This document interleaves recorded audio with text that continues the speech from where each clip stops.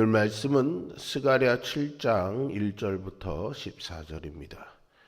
스가랴 7장 1절부터 14절입니다.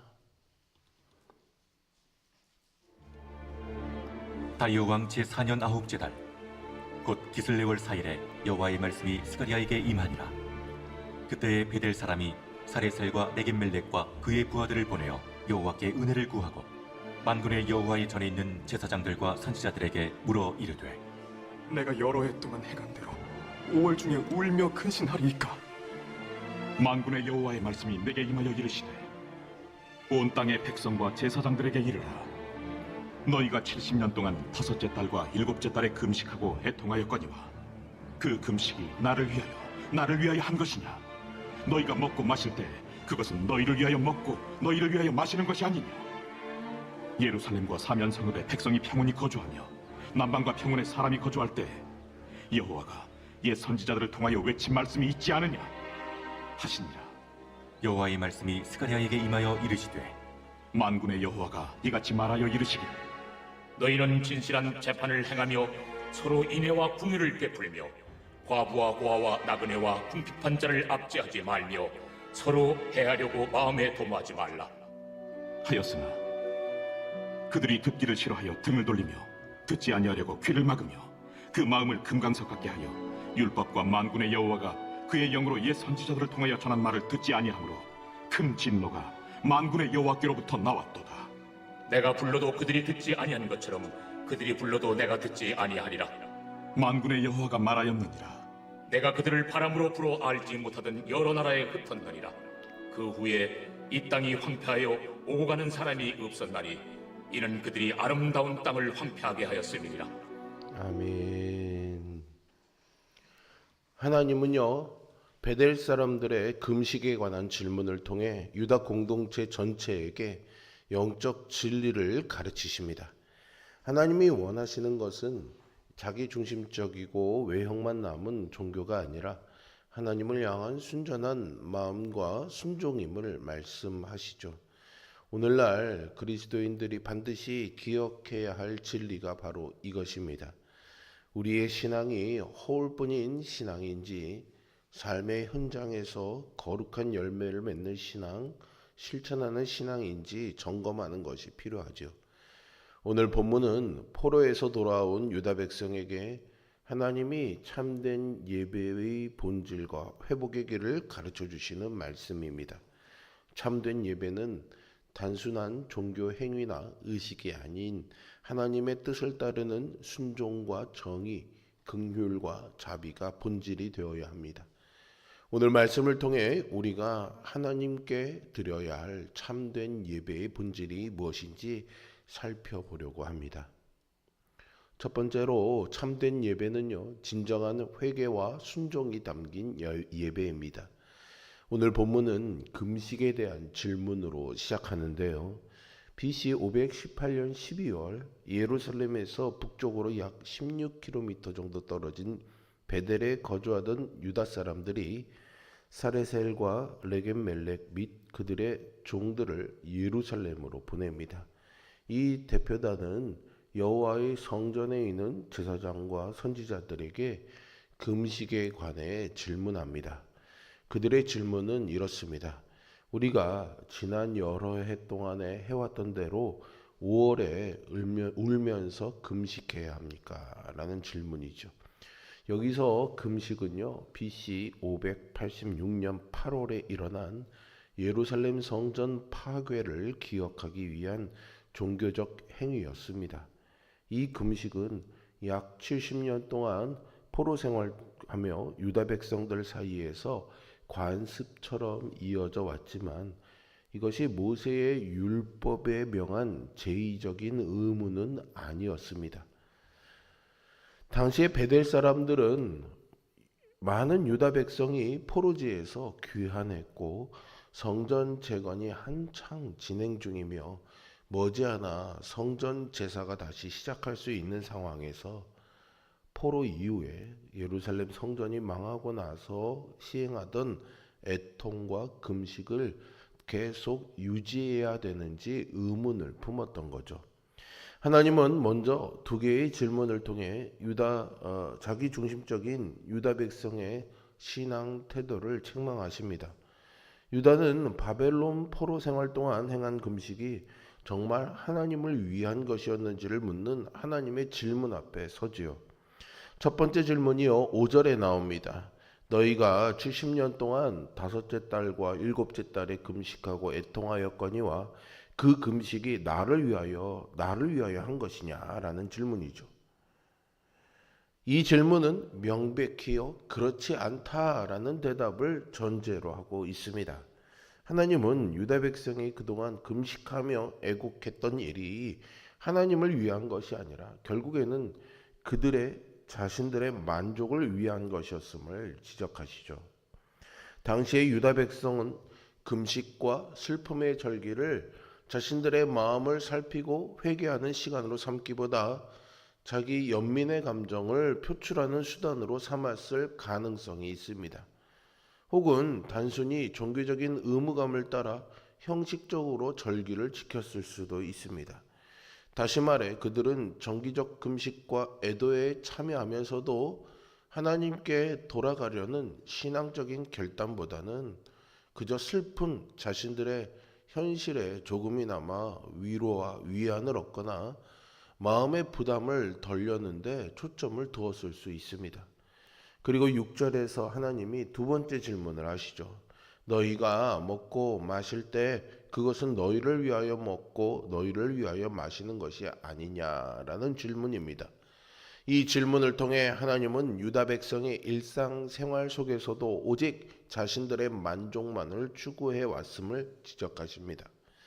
그들이 금식을 하든 하지 않든 그 중심에는 늘 자기 중심적 태도가 자리 잡고 있었다는 것이죠. 또 하나님은 포로기 이전 유다 백성이 누렸던 평화와 번영을 기억하게 하십니다. 그들은 포로기 이전에 하나님의 말씀을 듣고 제사 의식보다 순전한 마음으로 하나님을 사랑하고 그분의 말씀에 순종하는 일에 우선순위를 두었어야 했었습니다. 그러나 유다 백성은 그 풍요로운 시대에 하나님이 보내신 선지자들의 메시지에 귀를 기울이지 않았습니다. 결국 그들은 불순종으로 인해 하나님이 허락하신 평화와 번영을 상실했습니다. 5절과 6절에서 하신 하나님의 질문은 그들이 행한 금식이 단순한 종교적 행위에 불과했음을 지적합니다. 동시에 진정한 금식은 하나님의 뜻을 향한 마음과 삶의 전적 헌신이 중심이 되어야 한다는 사실을 가르쳐 주지요. 포로로 잡혀갔던 유다 사람들은 자신들의 삶을 돌아보고 정말로 회개하며 하나님께로 돌아가야 했습니다. 하나님이 바라시는 예배자의 모습이 이렇습니다. 하나님은 예배의 형식이 아닌 그 안에 담긴 예배자의 마음과 삶을 보십니다. 여러분, 하나님은 우리를 예배자로 부르셨습니다. 그렇다면 우리는 어떤 모습으로 하나님 앞에 서야 하는 걸까요? 예배의 자리에서 그 예배가 진정으로 하나님을 향한 헌신인지 아니면 습관을 따르거나 체면을 세우기 위함은 아닌지 점검해 봐야 하겠습니다. 회개와 순종이 없는 예배는 하나님 앞에 공허한 메아리일 뿐입니다. 하나님 앞에 죄인된 자신의 연약함을 회개하고 하나님의 뜻에 순종함으로 하나님이 기뻐하시는 예배자로서는 우리 모두가 되기를 소망합니다. 두 번째로요, 참된 예배는 공동체 안에서 정의와 긍휼로 나타나야 합니다. 하나님은 포로기 이전 유다 백성에게 주신 이웃사랑에 대한 명령을 기억하게 하시죠. 하나님은 공정한 재판을 행하고 서로에게 인애와 긍휼을 베풀며 사회적 약자인 과부와 고아, 나그네와 가난한 자를 압제하지 말라고 명하셨습니다. 또한 서로 해하려는 악한 꾀를 마음에 품지 말라고 하셨습니다. 이러한 말씀들을 통해서 하나님은 참된 신앙이란 하나님의 말씀에 대한 순종 없이 단순히 종교적 의식에만 참여하면 되는 것이 아니라 정의를 실천하고 이웃을 사랑하는 삶을 살아내는 것임을 밝히고 있습니다. 그래서 9절에서 하나님은 참된 예배는 정의를 행하고 긍휼과 자비를 베푸는 삶이라고 말씀하시죠.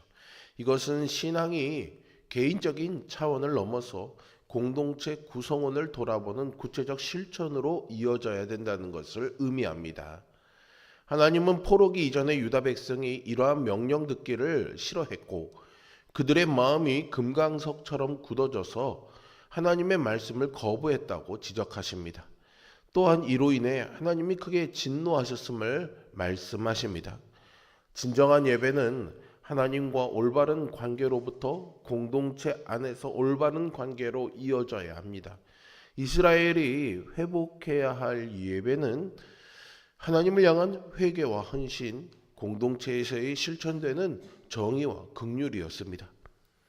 여러분, 참된 예배는 교회 안에서 예배 모임으로 끝나는 것이 아니라 삶으로 이어져야 합니다. 예배와 삶의 자리에서 하나님은 가식적인 금식과 제사보다 이웃을 돌보는 정의와 자비의 실천을 더 기뻐하십니다. 오늘날 우리는 개인주의와 경쟁으로 약한 자들이 점점 소외되는 사회에서 살아가고 있습니다.